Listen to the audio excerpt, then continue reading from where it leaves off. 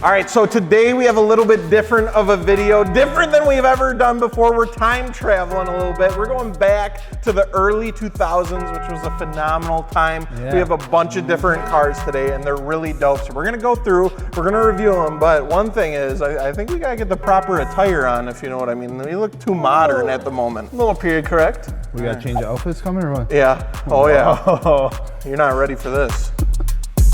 Perfect.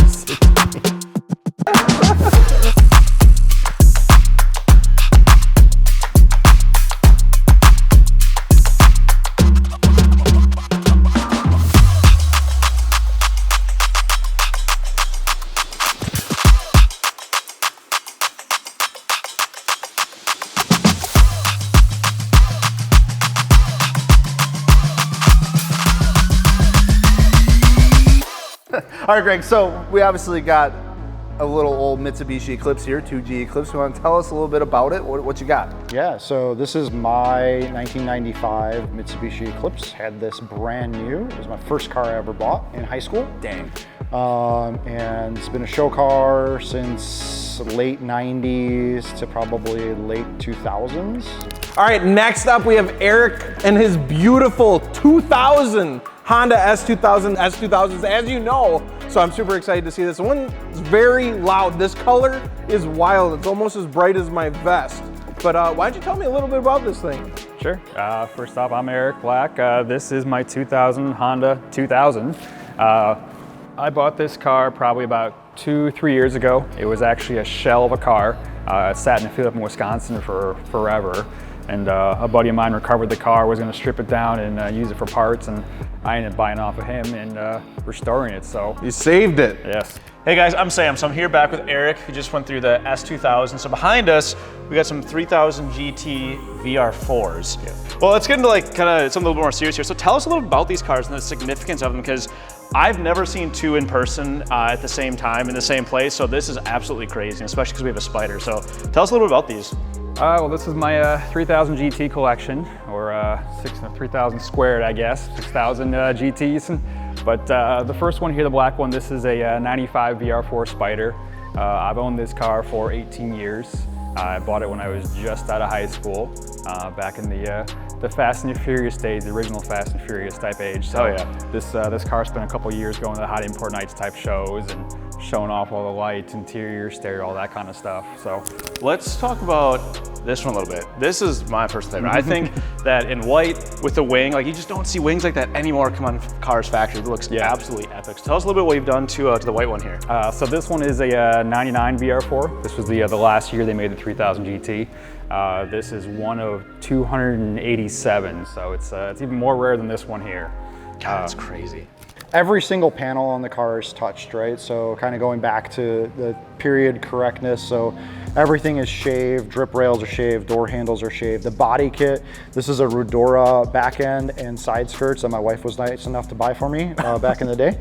She imported it from Japan, and then we had the body shop actually mold it in. So it's molded in all the way through the actual door sill. The whole back end's molded in. There's a roof scoop molded into the top, Corvette taillights. Yeah, we gotta, Max, come on around here. We gotta take a look at this, because this is very, very unique setup back here. So you get to the back of the 2G. Now, I feel like the 2G Eclipses were definitely one of the cars that I've seen a lot of like rear end conversions done to. I think it's the first Corvette one I've seen, but I've seen a lot of like the Supra conversions and things like that.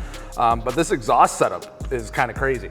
Yep, yeah, so this is an idea that I had in my head for years. I was trying to get somebody to actually do it.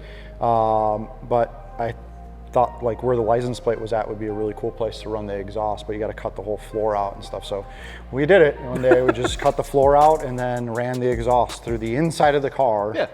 And yeah, there it is. Now it looks like you have some N-key Kojins on here. What are you running for suspension? Suspension-wise, it's a Tyne Flex system coilovers.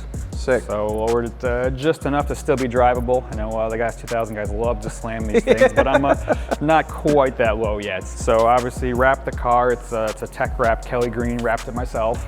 Oh dang. So a little bit of work here doing that, but that was a fun project. But cut the hood vents out. I mean, typical S2000 modifications, so cut those by hand.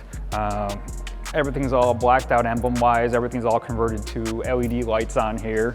You did some modification to the taillights as well, right? You're saying? Yeah, they're actually an LED board out of I think it's a Dodge Journey. I took apart some taillights and they actually fit in there perfectly. Exhaust is stock on this one. Mostly performance-wise, is all pretty stock here. Gotcha. So a relatively stock car there. Yeah, it's absolutely beautiful. How many miles are on it? This particular one's got 98,000 miles on it. So still under 100,000 miles. Just under it. So this one's been around for a long time. I haven't touched it in a while. It was something I modified early 2000s, so it's very era appropriate on this one. But 18-inch wheels, Motas, classic 5-spoke. Very period correct. Yes, very simple. Well, how many of these did they make? That's the other thing too. They made, this particular car, they made 585 of them. So it was considered one of the rarest production cars of its time. Just because of the hard top, drop top on this one. Anything been done under the hood for this car at all, or all stock? This one's got upgraded turbos, upgraded injectors. It had a dyno at one point in time. It went down 357 at the wheel. That'd be fun, very fun. At the time, it was a lot of horsepower, which this stuff now is got a lot more horsepower, but still a fun car. Absolutely.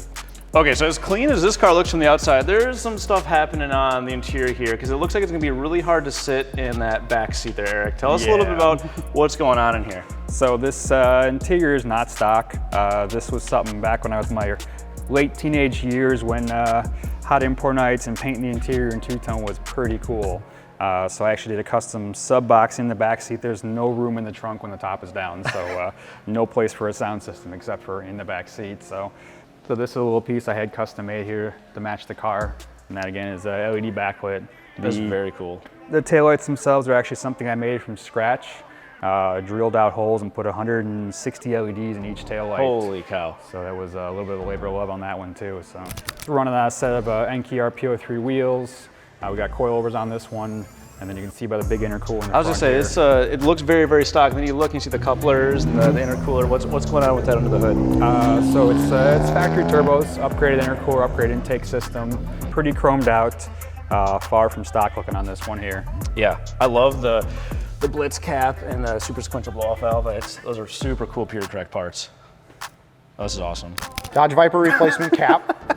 So fully functional, quick release gas cap. So there's no actual. This is the latching and the sealing method. So obviously we do a lot of wheel tire suspension stuff. You want to run us through the wheel setup? yeah, so 19-inch Axis Neos. Width-wise, I want to say 8s. 19 by 8s, huh? I don't think they're very much bigger than that. If they are, maybe they're 8.5s. Around 225, 35 19s. Falcons, I think. Dang. So some skinny boys. Yep. Run us through this. What y'all got going on in here? Yes, I mean, show car, right? So everything needed to be smooth and cleaned and painted and just different than everybody else. So the entire interior was slicked out and then painted at the body shop. A lot of carbon fiber, so all that carbon fiber stuff you see is we did that all hand laid myself. Racing seats, full carbon trunk setup, custom audio setup, just everything that could be touched was touched. Dang. Every single piece. That's incredible. So it is a 420A with a Han Racecraft bolt-on turbo kit. Couple little upgrades, fuel-wise, 225 fuel pump and regulator underneath here, and then a big old blow-off valve, because that's all that really mattered. Yeah, your typical 420A build. I remember reading through all the DSM classifieds forums, because I wanted the turbo mine super bad, and the Han Racecraft one was like the only one that you could really buy complete. Otherwise, it was like going to Home Depot and cutting up like pieces of pipe and welding to make your own manifold. And they were like local. They were from like right around the corner here. Han Racecraft was. So I remember purchasing the turbo kit secondhand myself.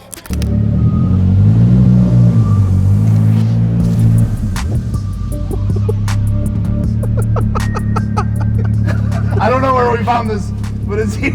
Oh, yes. Wait, I don't even know how to get out. Giles, can you get out? No. You want Daddy to help you? Oh, thank you. Yeah. Oh, God. Okay. This is the coolest little truck ever. I really wanted one of these, but now I know I can't fit, so that kind of bums me out. Nah, you fit. You drove it. It was super cool. Yeah. As I'm like putting my knee into my chest. Well, guys, that was us reviewing some of the early 2000s cars. Plus we had a bonus K truck right at the end. I know you guys were always asking about that for a while. So make sure to check out wheels, tires, and suspension over at fitmentindustries.com. Thanks to Greg and Eric for letting us come out and take a look at their hidden gems. Some people might call these riced out, but I call them period correct. All right, guys, let us know if you like this type of content. You want to see us review some more hidden gems? We'll talk to you later.